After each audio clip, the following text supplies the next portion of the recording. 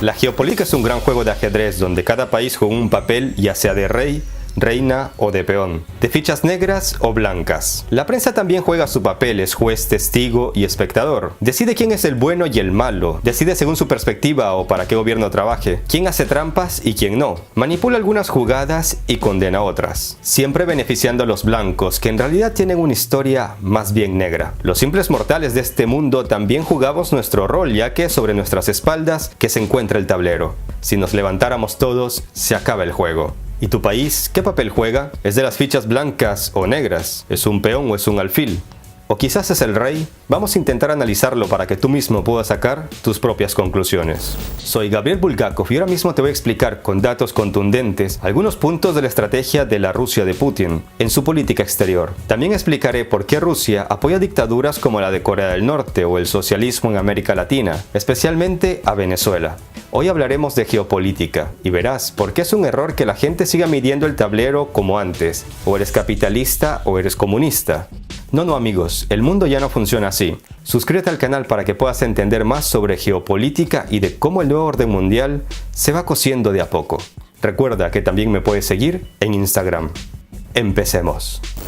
Como decía, los medios de comunicación también forman parte de este juego conocido como geopolítica, y son los encargados de ser los jueces y verdugos, y al mismo tiempo los encargados de contarnos la historia. Pero esta historia que nos cuentan no siempre es la real, la verdadera, ya que la prensa tradicional nos ha venido contando su verdad para favorecer a los de siempre, y no la verdad, que son cosas muy distintas. La popularidad de la televisión se puede decir que empezó cuando termina la Segunda Guerra Mundial, y los noticieros televisivos toman relevancia a nivel mundial en la década de los 50. Esto coincide cuando la Guerra Fría ya se había puesto bien caliente, y las principales cadenas se dedicaban a calumniar a la Unión Soviética, a sacar de contexto muchos hechos y a exagerar otros. La verdad es que no me sorprende que a estas alturas del partido mucha gente crea que Rusia es comunista, ya que la propaganda difundida desde Estados Unidos con la ayuda de grandes medios de comunicación y de Hollywood, así como desde Reino Unido con canales y periódicos en distintos idiomas, nos hacían ver cuán mala, malísima era la Unión Soviética y el comunismo que querían expandir por todo el mundo. De ahí que se haya justificado la guerra de Vietnam o el golpe militar a Allende en Chile, por ejemplo.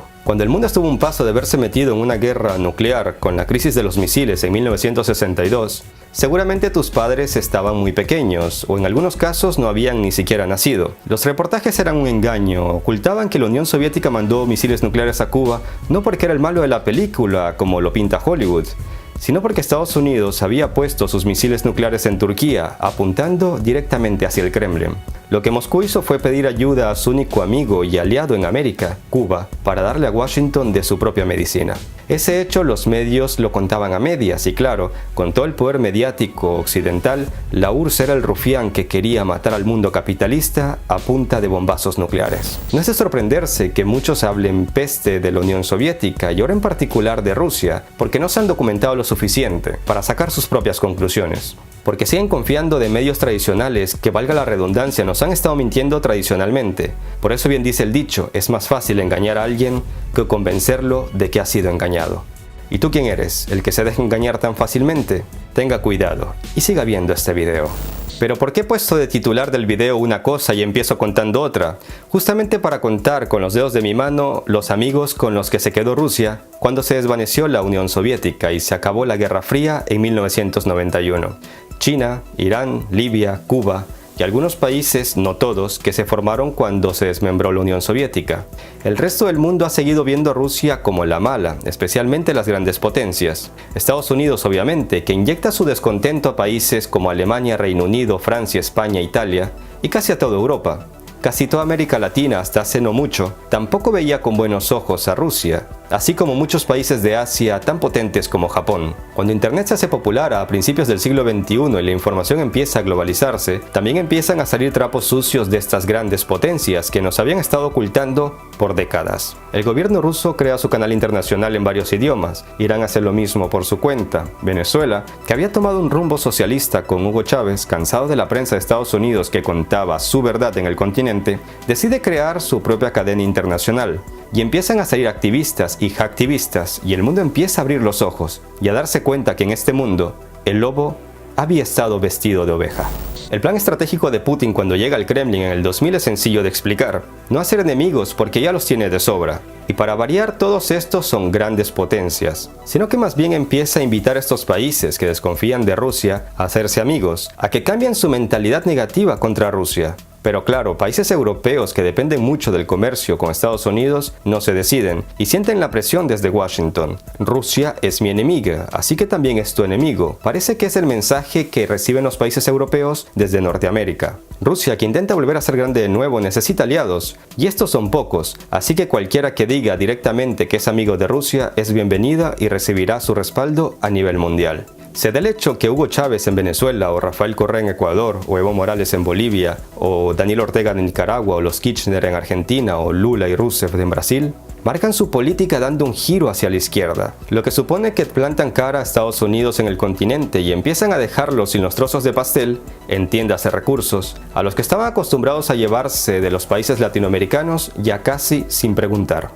Y es así como empieza un coqueteo de estos países latinoamericanos con Rusia. Putin, que no es tonto, obviamente acepta su amistad, aunque a simple vista no parezca que estos países le vayan a ayudar mucho, como cualquiera podría pensar. Y es que detrás de todo esto hay una estrategia geopolítica, maquiavélica, bien pensada de Rusia, para volver a codearse con el rey del otro bando, Estados Unidos, con la reina, que vendría a ser casi toda Europa, con torres como Japón o alfiles como México, que por décadas ha sido el patio trasero de Estados Unidos. A diferencia de países como Estados Unidos o Reino Unido, que tradicionalmente han obligado a muchos países del tercer mundo a hacer lo que ellos quieren, Putin no valora ni critica de ninguna manera las políticas llevadas a cabo en los países a los que Moscú no agrada, siempre y cuando estos no amenacen los intereses rusos. Hasta el mismo Oliver Stone se quedó sorprendido cuando se dio cuenta que Putin trata siempre a los estadounidenses de socios, porque sabe que no puede ser tan prepotente con la primera potencia mundial, y con la que domina el sistema en el que vivimos. Putin no hace como Maduro, que pese a que le vendía hasta hace poco el 40% de su petróleo a Estados Unidos, siempre ha tratado mal públicamente a Estados Unidos, con palabras que rozan el insulto. La estrategia de Putin es maquiavélica, se gana la confianza, critica lo mínimo, pero cuando puede da golpes en la mesa con fuerza, seguridad y contundencia. Mira un ejemplo de cómo son las respuestas de Putin cuando le piden calificar a los presidentes de Estados Unidos con los que él ha podido encontrarse a lo largo de su carrera. Todas las personas somos diferentes, no hay personas idénticas al igual que no hay dos huellas dactilares iguales. Los últimos presidentes de Estados Unidos han tenido sus propias virtudes, pero no voy a calificar sus defectos, dejo esta tarea a los mismos estadounidenses. Con estas palabras, Putin demuestra que su estrategia dista mucho de lo que hemos venido viendo en los últimos años por parte de los presidentes de Estados Unidos. No pisa sobre mojado, ante tales preguntas se va siempre por la tangente, pero si insisten en que califique a alguien, por ejemplo a Donald Trump, esto es lo que dice. El señor Trump no es un político de carrera. Tiene su propia visión del mundo y su propia visión de los intereses nacionales de Estados Unidos. Yo no estoy de acuerdo con muchas de las formas con las que él resuelve los problemas, pero ¿sabe qué es lo importante aquí, en mi opinión? Él es una persona talentosa y siente muy sutilmente lo que el votante espera de él. Rusia fue acusada y, por extraño que parezca, aún continúa siendo acusada por la prensa de haber interferido en las elecciones estadounidenses, pese a que el informe Mueller ya demostró que Rusia no tuvo nada que ver.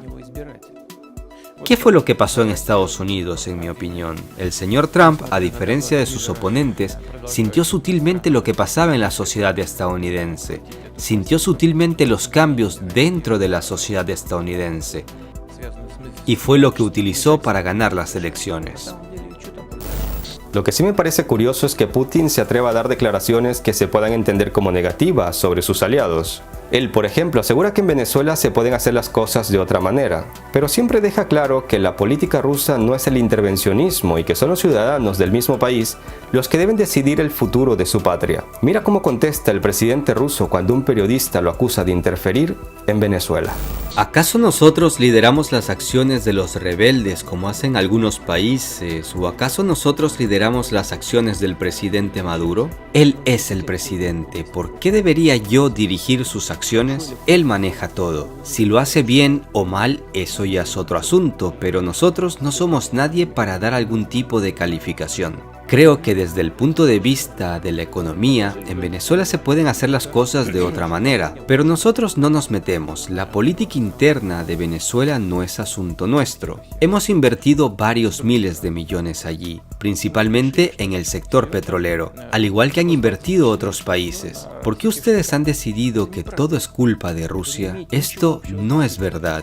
Hace poco yo hablaba con un amigo de Jordania, país donde gobierna un rey, y le preguntaba si estaba de acuerdo con que su país hubiese un monarca, y no un presidente elegido democráticamente. Y la respuesta fue clara: Jordania necesita un rey como Abdalá. Hace un buen trabajo, si no fuera por él, el Estado Islámico ya estaría haciendo destrozos en nuestro país. Aunque a muchos latinoamericanos nos cueste comprender por qué en Oriente Medio gobiernan jeques y reyes, por qué en países europeos como Reino Unido o España aún haya reyes, esa es la forma de gobierno a la que están acostumbrados en estos países. Según una encuesta de hace no mucho, el 76% de los españoles cree que el rey Felipe VI es un buen monarca. El 76%, un dato que he corroborado con algunos amigos españoles, que me dicen que no ven nada malo en que en su país existe una monarquía parlamentaria. Mira este análisis sobre democracia que hace Putin y mira su conclusión sobre Venezuela y Guaidó, y luego me dirás si el presidente ruso tiene razón o no.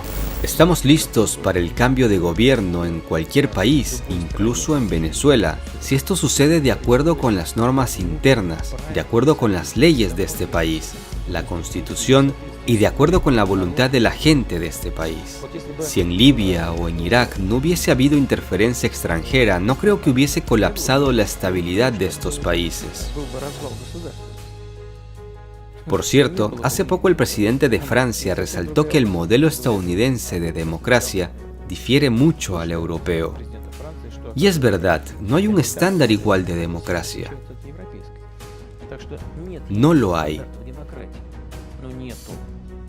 Pero nuestros socios en Occidente querían y quieren los mismos estándares de democracia en algunas regiones. Quieren que, por ejemplo, en Libia haya los mismos estándares que en Europa o Estados Unidos. Esta región está llena de monarquías o de gobiernos similares al que había en la Libia de Gaddafi. Pero escuche, usted como historiador probablemente esté de acuerdo conmigo. No sé si me dará la razón públicamente o no, pero es imposible imponer la democracia europea a los países del norte de África, que nunca han vivido en las instituciones democráticas de Francia o Suiza. Es imposible, ¿cierto? Pero Estados Unidos y sus aliados trataron de imponer algo parecido en Libia. Todo esto originó un conflicto, terminó en riñas tribales. De hecho, hasta hoy en día en Libia hay una guerra. Entonces, ¿por qué deberíamos hacer lo mismo en Venezuela? ¿O queremos volver a la política de cañonero, de la fuerza? ¿Por qué es esto lo que parece que quieren? ¿Aún creen que en este mundo moderno es necesario humillar al pueblo latinoamericano para imponer desde fuera alguna forma de gobierno o poner algún tipo de líder? En Venezuela surgieron problemas, primero económicos, luego políticos. Dejen que resuelvan sus problemas de manera democrática y que los líderes lleguen al poder por la vía democrática. Pero si aceptas que un hombre se pare en una plaza, levante los ojos al cielo y se declare presidente, entonces permitamos lo mismo en Japón, en Estados Unidos, en Alemania. Pero ¿qué es lo que pasará? El caos surgirá en todo el mundo, ¿me entiende? Es imposible que alguien no esté de acuerdo conmigo. Solo habrá caos si se permite esto. Pero no, inmediatamente comenzaron a apoyar a esta persona. Puede que sea una persona buena, que sea maravilloso y que tal vez tenga buenas ideas. Pero ¿es suficiente que haya ido a una plaza y que se haya declarado a sí mismo presidente para que inmediatamente todo el mundo lo apoye como presidente? No, hay que decirle, acuda a las urnas, gane las elecciones y solo luego podremos trabajar con usted como presidente de un país. La gente cree que si el orden mundial cambia a las manos de China o Rusia, el mundo sería como Corea del Norte o Venezuela, ya que tanto Rusia como China apoyan a estos gobiernos. Pero déjame decirte algo, si piensas así, no eres más que una víctima más de los medios de comunicación que te hacen creer esta teoría que no tiene ni pies ni cabeza. La diferencia con Estados Unidos es que Rusia y China no se meten en las políticas internas de otros países y dicen las cosas como son. Si Corea del Norte, su aliado, decide crear bombas nucleares, ellos lo condenan públicamente, algo que Estados Unidos no se atreve siempre va a ser con Israel, que se rehúsa a formar parte del Tratado de No Proliferación Nuclear. Ya vimos también cómo Putin ha dicho que en Venezuela se pueden hacer las cosas de otra manera, pero deja claro que la política interna de Venezuela no es asunto suyo. Así que en muchos casos estas alianzas rusas no son más que estratégicas en este juego geopolítico, al que no todos saben jugar y el que no todos pueden comprender. Repito, Rusia, a diferencia de Estados Unidos, no mete sus narices en otros países. ¿Te imaginas a Putin hablando públicamente de cómo los puertorriqueños deben dejar de ser una colonia de Estados Unidos, ya que por ejemplo Puerto Rico pertenece a Estados Unidos, pero ellos no pueden votar en las presidenciales, pero su presidente es Donald Trump? Y así se pueden dar infinidades de ejemplos. Por el contrario, Washington sí se permite invadir Irak, Afganistán o lanzar bombas en Siria, y la ONU brilla por su ausencia. De momento sabemos que esta larga partida aún continúa. Mientras Estados Unidos cree tener la situación bajo control, moviéndose en el tablero con el rey, haciendo movimientos de reina, Rusia y China tienen un plan, un grandísimo plan, para poder decir pronto jaque mate. Y solo entonces empezaremos a jugar una nueva partida, con otro tablero, con otras fichas, con otra moneda, con un nuevo orden mundial. Soy Gabriel Bulgakov, te recomiendo ver la serie del canal El Imperio del Mal y los Amos del Mundo para entender un poco más sobre geopolítica e historia. Suscríbete al canal para que no te pierdas impactantes videos y recuerda que también me puedes seguir en Instagram. Hagan el bien sin mirar a quién. Un abrazo a todos. Hasta la próxima.